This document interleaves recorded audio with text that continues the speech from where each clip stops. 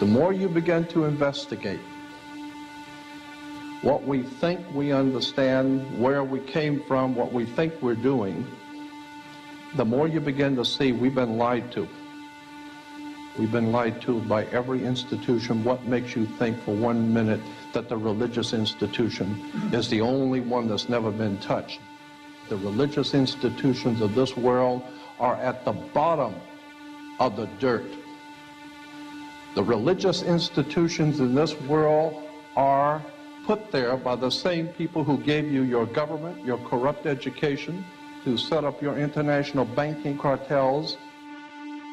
We have been misled away from the true and divine presence in the universe that men have called God. I don't know what God is, but I know what he isn't. And unless and until you are prepared to look at the whole truth, and wherever it may go, whoever it may lead to, the more you educate yourself, the more you understand where things come from, the more obvious things become, and you begin to see lies everywhere. You have to know the truth and seek the truth, and the truth will set you free.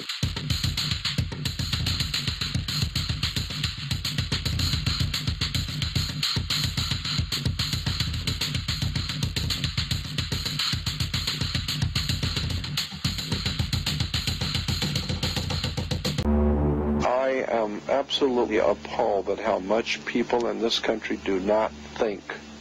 We are given to understand that a guy out there up in the mountains financed the most elaborate attack on this country. Do you think some people in a cave,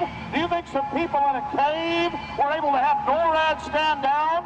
Do you think that people in a cave were able to have all of this happen? And when I think about how many Americans were killed in New York City, and believing as I do that this thing was a setup job, this is a textbook operation that Nazis used, and they've used it over and over again. America has been suckered in one more time. I don't have to tell you things are bad. Everybody knows things are bad. The dollar buys a nickel's worth. Banks are going bust. Shopkeepers keep a gun under the counter. Punks are running wild in the street, and there's nobody anywhere who seems to know what to do, and there's no end to it. We know the air is unfit to breathe, and our food is unfit to eat. We sit watching our TVs while some local newscaster tells us that today we had 15 homicides and 63 violent crimes, as if that's the way it's supposed to be. We know things are bad, worse than bad.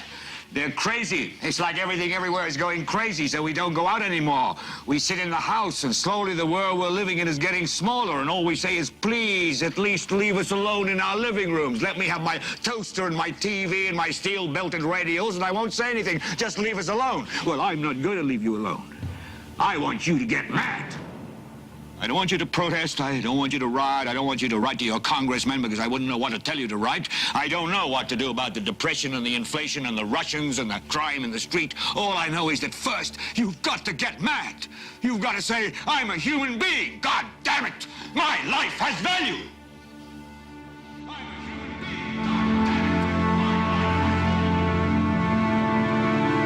Management de la terreur. Et c'est exactement ce qui se passe ici. Les gouvernements mentent, tous les gouvernements de l'OTAN. Ils ne mènent pas un combat contre le terrorisme, mais ils pratiquent eux-mêmes le management de la terreur. Les personnes qui sont mises en scène, qui perpètrent les attentats, sont dans 95% des cas très bien connus des services de sécurité. L'État islamique, AIES, ISIS, EI, peu importe quelle abréviation on leur donne. On ne pourrait pas les imaginer sans la CIA, qui a commencé à entraîner des parties importantes de ses troupes en Jordanie il y a quelques années. Et ce qui se passe maintenant, c'est qu'ils arrivent ici en Europe parce que les managers le veulent ainsi. Ils ont pour cela des motifs très concrets.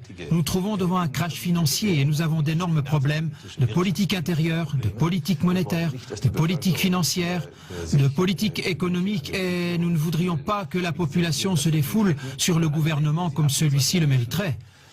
Alors on les distrait avec ce genre d'attentat. L'attentat de Paris sur Charlie Hebdo est très clairement un attentat terroriste manipulé. Il y a assez d'indices pour cela. Non seulement les auteurs étaient connus des services secrets, mais justement la carte d'identité laissée dans la voiture, c'est une chose qu'aucun braqueur minable n'aurait faite. Ces gens sont des criminels. Au XVIIe siècle, les spéculateurs étaient pendus.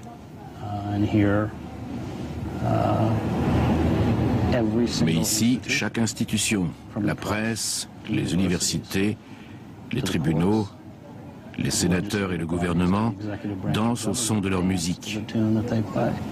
Et il n'y a aucun moyen pour un citoyen ordinaire de se rebeller. Il n'y a pas de mécanisme dans la structure du pouvoir qui permette de se battre. Nous ne vivons pas en démocratie, mais dans ce que le philosophe Sheldon Wolin appelle un système de totalitarisme inversé. C'est-à-dire que plutôt que de s'organiser autour d'un chef démagogue ou charismatique, ça s'exprime dans l'anonymat de l'État-entreprise. Nous sommes détruits financièrement, moralement, politiquement, par des institutions. Et la reine de toutes, c'est Goldman Sachs. Ils ne connaissent pas de limites. Ils transforment tout en marchandises qu'ils exploitent jusqu'à son épuisement ou sa faillite. C'est pourquoi la crise de l'environnement est intimement liée à la crise économique. La mort de l'Empire américain n'est pas une tragédie. C'est peut-être une bonne chose. C'est juste la manière dont nous mourrons qui fait peur, parce que nous nous débattons comme un animal blessé. Les empires tyranniques finissent toujours par imploser, chez eux. Thucydide et Plutarque ont écrit ça à propos d'Athènes. La démocratie athénienne a été abattue par les Athéniens eux-mêmes. Et nous faisons comme eux. Civilizations from Easter Island to the Ottoman Empire. De l'île de Pâques à l'Empire ottoman, en passant par l'Empire russe, les civilisations ont disparu parce qu'elles avaient épuisé leur potentiel et leurs ressources.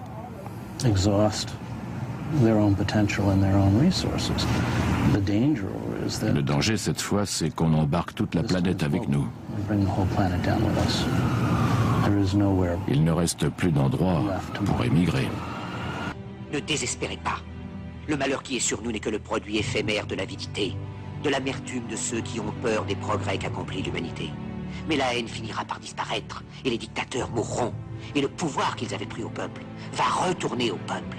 Et tant que les hommes mourront, la liberté ne pourra pas périr. Soldats, ne vous donnez pas à ces brutes, à une minorité qui vous méprise et qui fait de vous des esclaves, en régiment toute votre vie, et qui vous dit ce qu'il faut faire et ce qu'il faut penser, qui vous dirige, vous manœuvre, se sert de vous comme chair à canon, mais qui vous traite comme du bétail.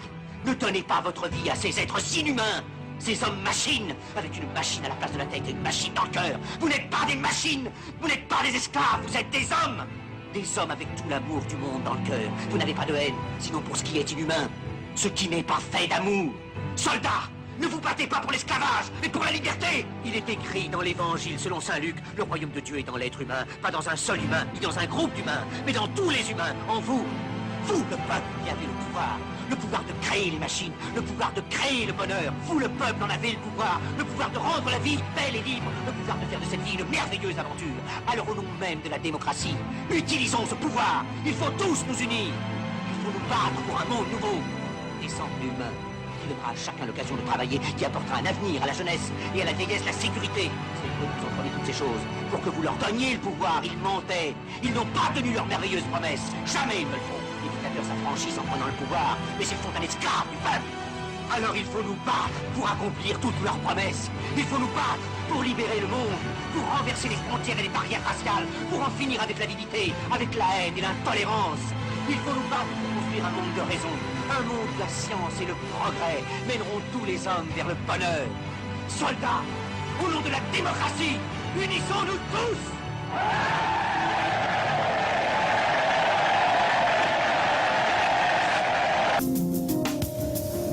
Bill Hicks used to finish his shows with this. Life's like a ride in an amusement park. When you go on it, you think it's real, because that's how powerful our minds are. And the ride goes up and down and round and round. It has thrills and chills, and it's very brightly colored. And it's very loud, and it's fun for a while. Some have been on the ride for a long time, and they begin to question, is this real, or is this just a ride? And other people have remembered, and they come back to us and they say, hey, don't worry. Don't be afraid ever. Because this is just a ride. And we kill those people. Shut him up. I've got a lot invested in this ride. Shut him up. Look at my furrows of worry. Look at my big bank account and My family, this has to be real. It's just a ride. But we'll kill those good guys who try and tell us that. You ever notice that? And let the demons run amok? But it doesn't matter. Because it's just a ride. And we can change it anytime we want. It's only a choice. No effort, no work, no job, No savings of money. Just a choice right now between fear and love.